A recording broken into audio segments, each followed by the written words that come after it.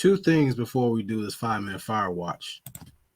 Did you know in a recent 10-year Indiana fire study showed that the risk of atherosclerosis, stroke, and heart attacks was lowered to 96% among men who could do 40 or more push-ups versus men doing less than 10? Did you also know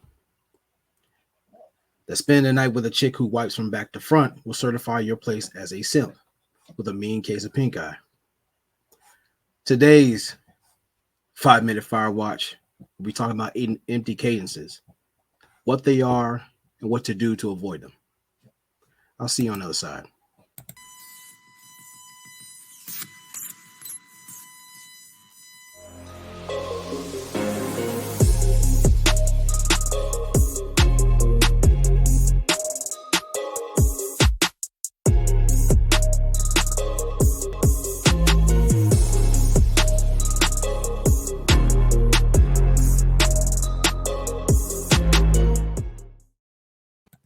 Salute to everybody across the board. All subscribers, both new and old. Welcome to the channel. You already know the deal. Like, share, subscribe, hit the notification bell for future videos. And as always, this is the 5-minute fire watch. This is a place where we talk about things in a short, brief period of time, which comes to my mind, but in a military fashion. Salute to all my veterans across the board. Pray you guys are well, taking care of business, and in good health. So with that being said, let's get into it today. So now, what is a cadence? Well, by definition, the cadence is this.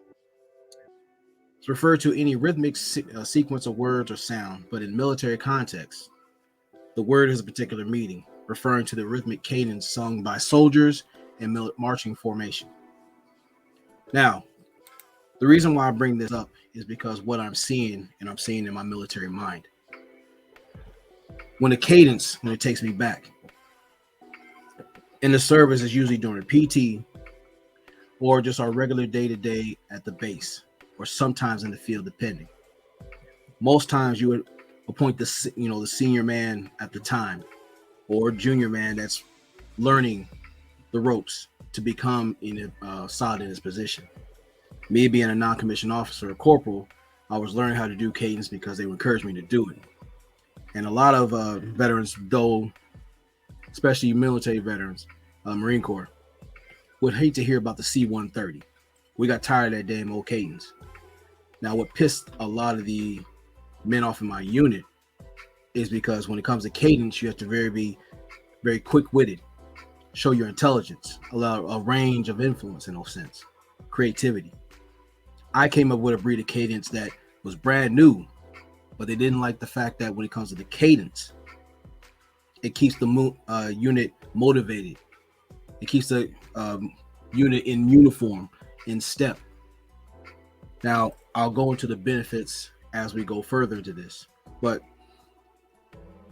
let's see an example of a negative cadence. SBE, shame, blame, and explain. It's a niche market where accountability dodgeball is monetized in exchange for organic problem solving and forward progress, coined by YouTuber Ty City. Shout out to him in the logic sphere. Now, there are 3 reasons why I mainly brought up this deal about empty cadence. Understand the responsibility of calling cadences. Now, as I said before, me being a junior NCO, it was my duty to learn the ropes from the sergeants and up the chain. And when you're calling cadence, you kept the unit safely in step. It was a display of your leadership skills, your ability to survey your surroundings and basically promote the morale of your group. Now, when it comes to SBE, what do you see and what's being promoted? Rugged individualism. A lot of guys run around here on their own and no direction. And again, there's a lot of guys who aren't fit to lead. You can wear the title, but there's responsibilities that come with that title, which I'll go into further later. But when it comes to the cadence, being a non-commissioned officer, in keeping the troops motivated and moving, you start seeing that we can cover a lot of ground, get a lot of things accomplished. You see this in many different things as far as firefighting, police force, and other affiliates connected to the military and other entities. But how does this apply in the civilian world? Well, we can sit there and there's things that you can say to your team. If you have the natural ability to lead, what is the cadence that you're moving to for yourself? How does that cadence resonate with your team, your peers, your family, so on? With the cadence, it helps with the breathing. That way you can start maneuvering the right way. And when you have that energy and that spirit, the inspiration comes and it works tenfold. Are you speaking life into your people and to yourself? Or are you using SBE to speak irresponsibility? Are you using it to justify your bullshit? Because as soon as you start pointing fingers, there's 3 pointing back at you. Which leads to number 2. Stand accountable for the path that you're leading while calling cadences. Now, from the position, you have the formation going. You have senior and junior men in the formation. They're seeing how you respond, or you're on the side, usually to the left. And while you're running, you got to be observant of your observations, not just everything around you. Be mindful of your group. Now, this applies to the civilian theater. When you're moving a certain way, when you have a mission, it takes more than just taking that title, as I said before. Everybody wants to be a leader until it's time to become a leader. And when it comes to the message and the mission standing too, this is where you start seeing the difference between men and wayward males.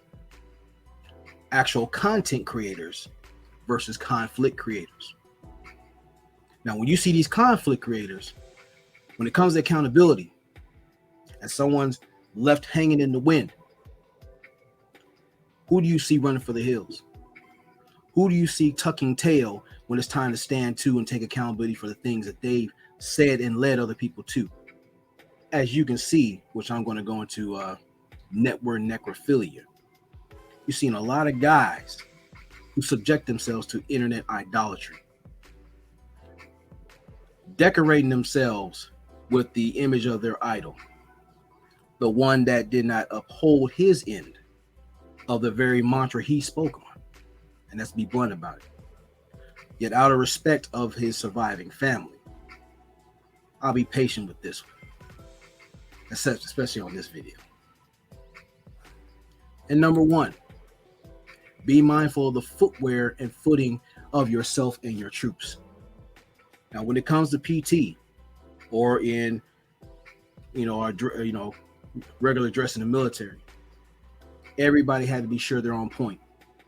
Before we get on the parade deck, you're talking about having your gear on point.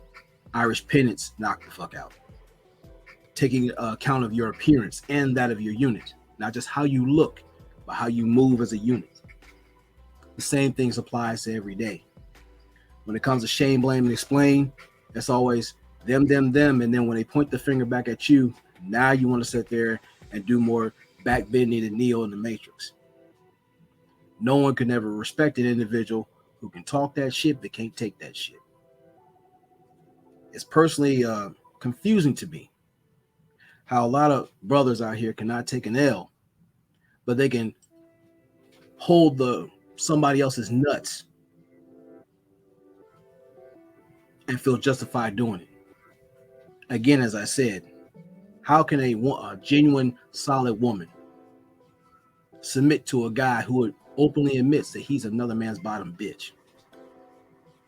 It goes into your cadence. It ain't just what you say, but it's what you do.